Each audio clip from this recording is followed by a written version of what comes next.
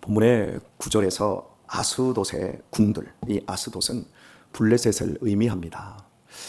블레셋 사람들은 이스라엘 백성들의 서편 쪽에 살면서 굉장히 강력한 도시 성읍 국가들을 건설을 했습니다. 뭐 가드, 또 아스돗, 뭐 에그론, 뭐 여러 그런 성들이 있는데 대표적으로 한 5개의 성들이 있고요.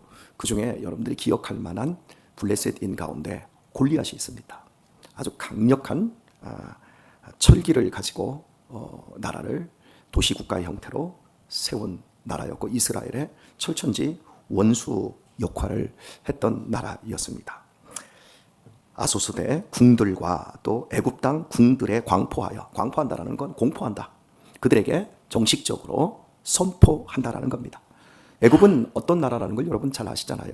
이스라엘을 400여 년 동안 종으로 잡고 있었던 근동아시아의 두 번째로 출생한 강력한 제국이었습니다. 이런 이스라엘과 철천지 원수 관계에 있었던 나라들에 대하여 공포하는데 무엇을 공포합니까? 너희는 사마리아 산들에 모여 그 성중에서 얼마나 큰 요란함과 학대함이 있나 보라 하라. 사마리아의 산들입니다. 북이스라엘을 이야기하고 있는 거지요. 예. 그리고 거기에 너희들이 한번 모여봐. 그리고 그 높은 곳에서 그 사마리아의 성중, 사마리아의 나라에서 무슨 일이 일어나고 있는가? 그 일들은 요란함과 학대함이 있는지 없는지 와서 확인을 한번 해봐. 이것을 공포하라고 말을 하고 있습니다. 혹시 여러분은 와봐라 라고 하는 표현을 잘 아시죠? 우리가 전도할 때 와봐라, 우리 교회에 와봐라, 우리의 한번 예배에 와봐라. 이것은 예수님을 소개했던 제자들의 방식이었습니다. 나다나엘이 와봐라, 내가 만난 예수님이 누구인지 너희들 와서 한번 봐라. 이렇게 우리는 이 와서 보라는 이 단어를 전도와 연결시켜서 생각을 할 수가 있겠습니다. 바로 그 용어입니다. 공포하는 거예요. 정식적으로 와봐라, 와서 사마리아 성 내에서 무슨 일이 벌어지고 있는지 너희들이 와서 한번 봐라. 그런데 거기에는 요란함이 있고 학대가 있습니다. 요란하다라고 하는 것은 이게 부정적인지 긍정적인지를 알 수가 없어요. 이웃집에서 부부싸움 할 때 쳐부수는 소리도 요란한 소리입니다. 그런데 이웃집에 그날 남편이 생일을 당해서 온 가족과 친척들이 모여서 잔치를 해도 요란스럽습니다. 그지요? 그런데 이게 부정적인지 긍정적인지 모르는데 그 뒤에 붙어있는 내용이 학대함이 있나 보라. 굉장히 부정적인 거거든요. 이스라엘의 학대가 어떤 의미겠습니까? 있는 자들, 큰 자들, 가진 자들, 힘 있는 자들이 약한 자들을 억울하게 괴롭히는 겁니다. 그들의 것을 빼앗는 겁니다. 그들의 삶의 터전을 비틀어서 고통스럽게 하는 겁니다. 그러니까 이스라엘 성내에 지금 강한 사람들이 약자를 잡아먹고 있는 행태가 있는지 와서 좀 봐라. 너희들이 어떤 나라가 이스라엘을 그동안 그다지도 괴롭히고 힘겹게 했던 그 강한 나라들이 와서 좀 봐라. 그런 얘기입니다. 그리고 10절은 그 요란함과 그 학대함의 그 부분을 이제 이야기를 하는데 있나 없나 한번 보라고 확인을 했는데 10절을 보면 자기 궁궐에서 포악과 겁탈을 쌓는 자들이 바른 일 행할 줄을 모르느니라. 이는 여호와의 말씀이니라. 하나님의 백성 이스라엘이 자기 궁궐에서 포악하게 행하는 겁니다. 겁탈을 쌓는 겁니다. 다 벗겨먹는 겁니다. 강한 남자들이 약한 여자들을 보호하는 게 아니라 그냥 다 겁탈하는 겁니다. 돈 있는 자들이 자본을 가지고 가난한 자들에게 돈을 빌려주고 엄청난 이자를, 갚을 수 없는 이자를 매겨서 결국 저당 잡힌 것을 자기 소유로 삼아버리는 겁니다. 이건 이 고대 사회만 있는 게 아니라 지금 우리 사회에서 일어나는 일입니다. 자본주의는 좋은 겁니다, 여러분. 인간의 자유, 인권, 그리고 능력 인정하고 가능성을 얼마든지 표출하고 이룰 수 있는 사회가 자본주의 사회입니다. 인류에 나타난 이 사회 체제 가운데 자본주의 사회는 완벽하지는 않지만 정말 좋은 장점을 가지고 있습니다. 근데 문제는 자본만 가지면 자본이 왕이 되고 깡패가 된다는 게 문제입니다. 자본이 가진 형성이 되면 그 뒤에 그 자본을 상속할 수가 있고, 상속된 자식들은 그 자본을 굴릴 만한 인격과 그것을 잘 사용할 만한 윤리가 없습니다. 실력이 없습니다. 그러다 보니까 그때부터 푹푹 썩는 구조가 자본주의 사회입니다. 이 자본주의 사회 속에서 얼마든지 일어날 수 있는 게 포악한 것과 겁탈을 일삼는 겁니다. 이렇게 되어지면 문제가 뭐냐면 바른 일을 행할 줄을 모릅니다. 자, 그런데 지금 이 말씀을 하나님께서 아모스 선지자들에게 주신 말씀이에요. 어떤 나라에? 애굽과 아스돗이라는 블레셋 나라에, 이스라엘의 원수와 같은 나라입니다. 그런 나라와 다른 나라를 하나님께서 만드시기 위해서 하나님은 노예 백성인 이스라엘을 구원하여 가나안 땅을 선물로 주셨습니다. 이 땅은 헤세드, 하나님의 인애가 가득한 사회, 이 땅은 긍휼이 넘치는 사회, 그래서 고아와 과부와 나그네들도 살 수 있는 아름다운 땅을 너희들이 만들어. 그거 만드는 거 어렵지 않다? 자본을 모으려고 하지 말고 나의 말씀을 따라 너희들이 순종해서 살기만 해. 그러면 내가 대적을 다 막아줄 것이고, 너희가 나가도 복을 받고 들어와도 복을 받고, 너희 떡반죽 그릇이 복을 받고, 너의 양이 복을 받고, 염소가 복을 받고, 자식이 복을 받을 거야. 너희가 철저하게 긍휼을 베풀어야 돼. 너희가 하나님의 말씀의 방식으로 살아야 돼. 자본이라고 하는 걸 너희의 주인으로, 너희의 신으로 섬기면 절대 안 돼. 너희는 나 여호와 하나님만을 섬겨야 돼. 그렇게 살기만 해봐. 그러면 내가 다 복을 줄 거야. 이게 신명기 28장의 내용이에요. 하지만 너희들이 가나안 땅 사람들을 똑같이 닮아서 애굽 사람들처럼 똑같이 되고, 아스돗, 블레셋 사람들처럼 강한 군사력과 외교력과 경제력을 가지고 자본에 자본을 낳고 그것을 너희가 신으로 섬기기 시작하면 너희들 알지? 너희가 하는 모든 일에 화가 임할 거야.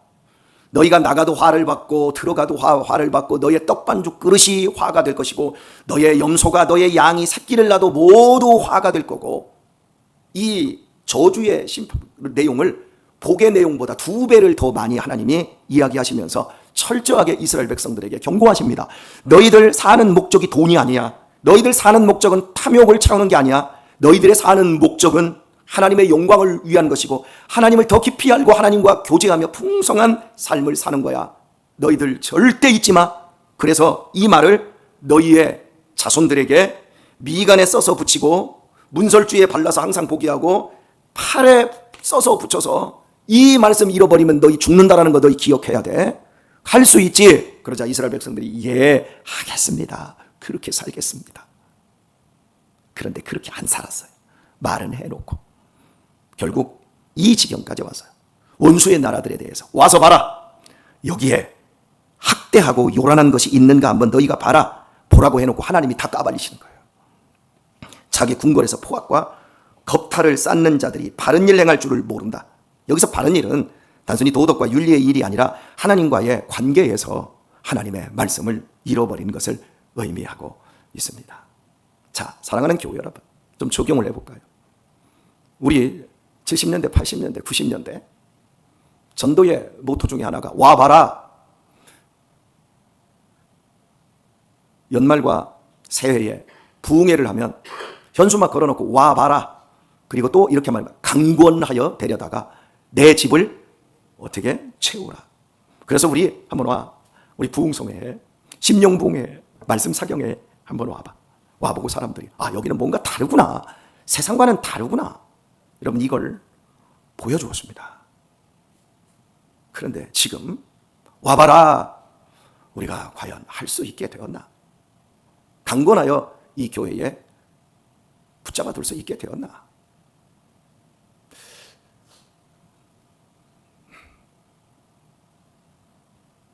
참 슬픕니다. 교회가 세상에 아무런 영향력이 없어요. 교회가 세상에 있는 가치관과 방식을 그대로 가지고 왔어요. 경영 원리 철학, 경영 원리 철학은 자본주의에서 기업을 일구는 형태입니다. 조직 어떻게 잘 갖춰서 행정을 잘하는가, 목사는 이 시대의 최고의 지성인으로 아주 생긴 것도 미끈하고 출신도 박사학위, 유학파 가져다 놓고 꼭두각시 세워놓고 그 안에서 요란함이 끊어지질 않아요. 무슨 요란함입니까? 서로 으르렁대고 싸우고 자리 싸움하고 알력 싸움하고 감정 싸움하는 일들이 얼마나 많은지. 교회 생활을 하면 할수록 부드러워지고 따뜻해지고 넉넉해지고 긍휼을 정말 더 풍성하게 갖춰가는 사람이 되어야 하는데, 내가 삶이 윤택해지고 더 나아질수록 더 많이 내놓고 더 많이 드리고 더 많이 헌신하고 더 많이 나눌 줄 알아야 되는데 더 많이 움켜쥐고 더 많이 누리는 것을 정당화시키는 이런 삶들이 교회 안에서 아무렇지 않게 자리를 잡아버렸습니다. 너무 안타까워요. 와봐라, 왔는데 봤더니 다를 게 없네. 아니, 여기는 세상보다 더하네. 세상 사람들은 드러내놓고 돈 욕심을 추구하지만 교회는 경건이라고 하는 것을 포장해서 더하네. 세상 지성인들이 교회를 바라보며 이렇게 비판하는 겁니다. 여러분, 제가 어린 시절에는, 청년 시절에는 세상이 교회에 대해서 비판을 감히 할 수가 없었어요. 드라마에서, 영화에서 단골 메뉴로 목사와 교회를, 장로님을 등장을 시켜서 비인격적이고 비이성적이고 비도덕적인 그런 걸로 계속해서 영화를 만들어냅니다. 근데 이게 언제부터 그랬냐? 2000년, 한 2005년 정도 넘어오면서부터 이게 되어지더라고요. 그 최초는 모 잡지에서 1999년에 교회를 비판하기 시작했어요. 그때 서울대 손봉호 교수님을 이렇게 모셔놓고, 한국교회가 지금 이렇게 가도 됩니까? 안 된다. 이거 정말 이게 지금 중세교회보다도 더 못한 형편으로 가고 있다. 그 당시에 손봉호 교수님이 서울대 종교학과 교수님이었어요. 그분 깨끗하고 정직하고 또 인격이 있고 지성이 있는 분입니다. 장로님이십니다. 충분히 그렇게 얘기할 수 있어요. 그러더니 저는 그걸 보면서 깜짝 놀랐어요. 아, 이렇게 교회에 대해서도 이야기하네. 왜냐하면 그 당시까지만 해도 교회는 인정을 받았어요.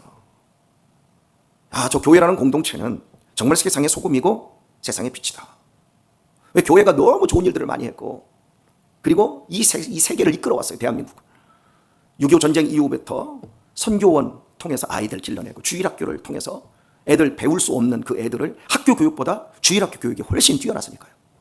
모든 교육이 교회에서부터 출발하고, 당시에 우리나라가 학교를 세울 수 없을 때, 공립학교를 만들지 못할 때 교회에서 돈들을 출자해서 교회 이 학교들을 세웠어요. 여러분, 지금 평택에만 있는 미션 스쿨들이 지금 몇 개입니까? 다 이게 교회가 세운 겁니다. 심지어 저 면 단위에서도, 저 오성면 같은 경우에는 그 오성 장로교회, 그 면 단위 그 장로교회에서 오성중학교죠? 전진우 집사님 맞죠? 오성중학교를 세웠어요.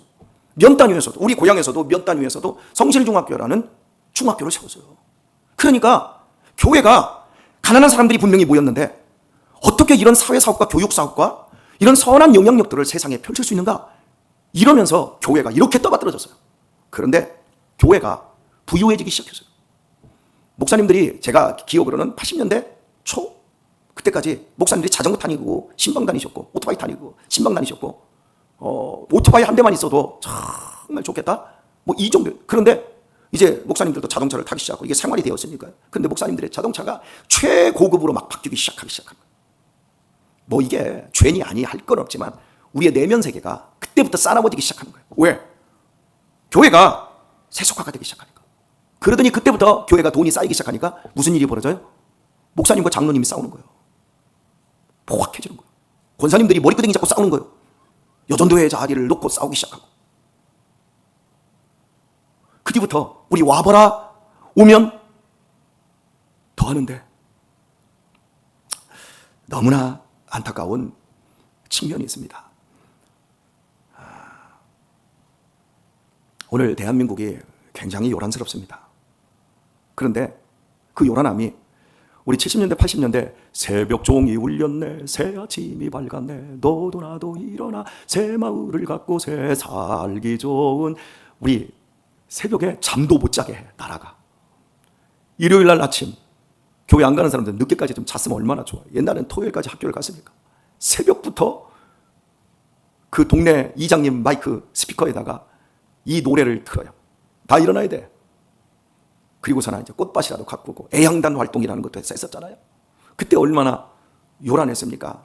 경제 발전하기 위해서 우리도 좀 하얀 쌀밥에 고깃국 먹고자, 필리핀만큼이라도 좀 잘 살아보고자, 미얀마만큼이라도 좀 먹고 살아보고자 얼마나 애를 썼습니까? 그때는 정말 요란스러웠습니다.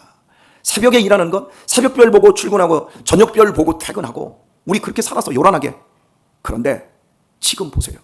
요란하잖아요, 나라가. 뭐 때문에? 싸우느라고. 여야 정치인들이 싸우느라고. 그러더니 이 싸움의 중심에 이제 기독교인들이 들어가 있어요. 정권이 바뀔 때마다 포악합니다. 정권이 바뀔 때마다 모조리 앞 정권에서 우리를 핍박했던 사람들 잡아 가둡니다. 보수니 진보니 말할 것 없이 똑같이 그 짓을 합니다. 그리고 자기들이 정권을 잡았을 때는 자기 사람들은 철저히 보호합니다. 선거법 위반했어도 그냥 벌금형으로 때려. 다 무마해 줍니다. 아무리 돈을 받아 먹었다고 하고 자기 자식 어떻게 해서 대학 가는데 부정 입학시켜도 죄 하나도 없이 다 만들어 버립니다. 그리고 상대방들은 싹 죽입니다. 여러분, 그건 정의가 아니에요. 그래서 여러분, 정권이 또 바뀌면 그대로 안갚음 당하잖아요. 진정한 정의는 살리는 거예요. 내가 힘을 가졌을 때 안갚음하는 것이 정의가 아니에요. 근데 우리는 그동안 문민정권 이후에 근 30년 가까이 이 짓을 합니다. 이 요란함과 이 학대함과 이 강포함 속에서 여러분, 그 중심에 이제 교회가 들어와 있어요. 모 목사님을 선거법 위반으로 가뒀습니다. 저는 가둬도 된다고 생각해요. 우리가 그것을 종교 학대? 탄압? 여러분 말하고 맞아요. 종교 탄압 맞아요. 그런데 방식을 그렇게 싸우면 안 돼요. 다 모여. 이건 분명히 종교 탄압이야. 우리 기독교 단체 다 모여. 거리로 쏟아져가지고 피켓 들고 종교 탄압이다. 대통령 올라가라. 하기 전에 뭘 해야 되나요? 우리 주기철 목사님, 손영원 목사님 감옥에 다 집어넣습니다. 일제시대에도. 다 집어넣었을 때 우리 기독교인들이 거리에서 쏟아져가지고 데모 안 했어요. 여러분, 데모라고 하는 건 이게 폭력적으로 하지 않아도 그건 완력을 과시해서 하는 거예요. 세상 똑같은 방식이에요. 우리의 방식은 그런 방식이 아니라고요. 그럼 우리의 방식은 뭔데요? 감옥 갔어요. 표도 안 내고 참는 거예요. 감옥에 들어가서 계속 거기서 영상 편지를 쓰는 거예요. 세상과 같은 방식이 아니라고요. 저는요, 이번 정권도 참 많이 실망하게 되었습니다. 저는 원래 진보나 보수나 기대를 별로 하지 않습니다. 왜냐하면 똑같으니까, 그 근본적인 방식이. 그런데 우리는 그렇게 하면 안 돼요. 제가 만약에 감옥에 가면 여러분은 데모하지 마세요. 기도하세요. 이 역사의 주인이신 하나님께 기도하세요. 그리고 세상을 품으세요. 이런 세상을 품으시라고요. 기도하면서 하나님이 역사의 주인이신데, 하나님, 이 역사 속에서 지금 우리 기독교를 향해서 하나님은 무엇을 요구하십니까? 예수님이 억울하게 잡히셨을 때 얼마나 억울합니까? 제자들 귀 앞에서 내 뒤를 따라와. 그리고 데모해. 다 때려 엎자. 하지 않았어요. 왼뺨 때리면 오른뺨 때라. 겉옷을 벗어달라면 속옷 벗어줘라. 세상과 다른 자본주의 방식에서 나오는, 세상 사람들이 자기에게 조금만 탄압처럼 느껴지고 불합리하게 느껴지면 모두 떼거지로 뭉쳐가지고 시청 앞에 가서 막 북치고 장구치고 깽가리 치면서 소리 높이며 자기들의 기득권을 달라고 지키려고 그 짓을 하잖아요. 여러분, 기독교는 기득권이 아니에요. 삶이에요. 삶. 살아가는 삶이라고요. 정치 집단이 아니라고요. 우리 공동체는 예수님이 왕이시라고요. 그분이 참고 눈물을 흘리며 세상을 향해서 기다리고 품고 있는데, 우리가 품고 기다리며 헤세드, 변하지 않는 그 사랑, 세상이 아무리 우리를 농락하고 우리를 잡아먹으려고 하고 코로나 때도 예배 못 드리게 하고 지금도 우리를 그렇게 공격을 해도 우리가 취할 수 있는 액션은 오직 예수님밖에 없는 거예요. 저와 생각이 다른 보수적인 목사님들이나 성도님들이 제 설교를 보면 괘씸하게 여길 겁니다. 괜찮습니다. 괘씸하게 여기셔도 되겠습니다. 그럼에도 불구하고 저는 예수님 편이 무엇인가를 말씀을 드리고 싶습니다. 저도 목사 한 사람으로 목사를 선거법 위반으로 도주 우려가 있다? 증거인멸의 우려가 있다? 그 영장을 통과를 시켜요? 지금까지 이런 예가 하나도 없어요. 명백한 탄압입니다. 그런데도 저 말 안 하잖아요. 왜요? 비겁해서가 아니라 세상 사람들이 우리를 보고 있다고요. 저거 똑같네. 누가 예수님을 믿어요? 누가 이 공동체에 와요? 똑같은데. 전도해야죠. 그들 살려야죠. 오늘 말씀 맺겠습니다. 시간이 많이 갔는데. 여러분은 진보니 보수니 그런 거에 휘둘리지 마세요. 제가 말을 안 하면 그냥 사세요. 그리고 우리의 공동체 안에 너무너무 약한 사람들이 있어요. 너무 고맙습니다. 우리 천재 청년을 위해서 우리 권사님들이 그 속이 약한 아이를 위해서 매주 먹을 만한 반찬을 만들어다 주시고 위해서 기도해 주시고 감옥에 들어간 사람을 위해서 면회 가시고 그렇게 억울함을 위해서 기도해 주시고 우리 서로서로 살펴보며 보다듬어 주시는 여러분, 그 모습을 세상 사람들이 우리 교회에 와서 봐야 돼요. 제가 성질이 괄괄한데도 불구하고 사람들이 저를 자꾸 선동합니다. 목사님 이거 하십시다. 이거 안 하랍니다. 그러면 저를 몰아세웁니다. 권 목사 알고 봤더니 되게 비겁하네. 예, 저 비겁합니다. 그런데 제가 정말 놓치고 싶지 않은 것은 우리의 대장은 예수님이라는 거예요. 교회가 어려워질 겁니다. 그런데 여러분, 교회가 어려워지는 게 아니라 공동체가 더욱더 강해져야 합니다. 교회는 세상의 조직도 아니고 세상의 정치 권력도 아니고 교회는 언제나 세상의 소금과 빛이어야 합니다. 그것은 세상과 구별되는 것으로 나갑니다. 오늘 조금 더 설교가 길었습니다. 제 마음이 아픕니다. 같은 동료 목사님이 이런 정치 조직 속에서, 현실 속에서 구속당해 있다는 것. 하지만 예수님이 그 상황을 허락하셨습니다. 왜요? 오늘 세상을 향하여 손가락질하기 전에 우리 안에 교회의 현실을 먼저 들여다보라고요. 더 사랑하는 공동체가 되었으면 합니다. 더 아껴주는 공동체가 되었으면 합니다. 더 긍휼의 마음을 품는 공동체가 되었으면 좋겠습니다. 싸워서 요란한 교회가 아니라 서로 사랑하고 잔치하고 먹고 마시며 즐거워하며 기뻐하며 예배하며 진짜 사랑하는 공동체이기 때문에 소란하고 요란스러운 교회가 되었으면 합니다.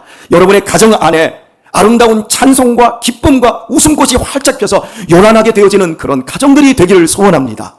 여기까지 갈 동안 철저히 우리 예수님의 말씀에 따라 오른뺨, 왼뺨, 겉옷, 속옷 다 내어줄 마음 가지고 이 시대에 이런 교회 하나는 있어야 되지 않겠습니까? 그런 마음으로 따라와 주시고 순종해 주셔서 꼭 이 복을 일굴 수 있길 우리 주 예수님의 이름으로 축원드립니다.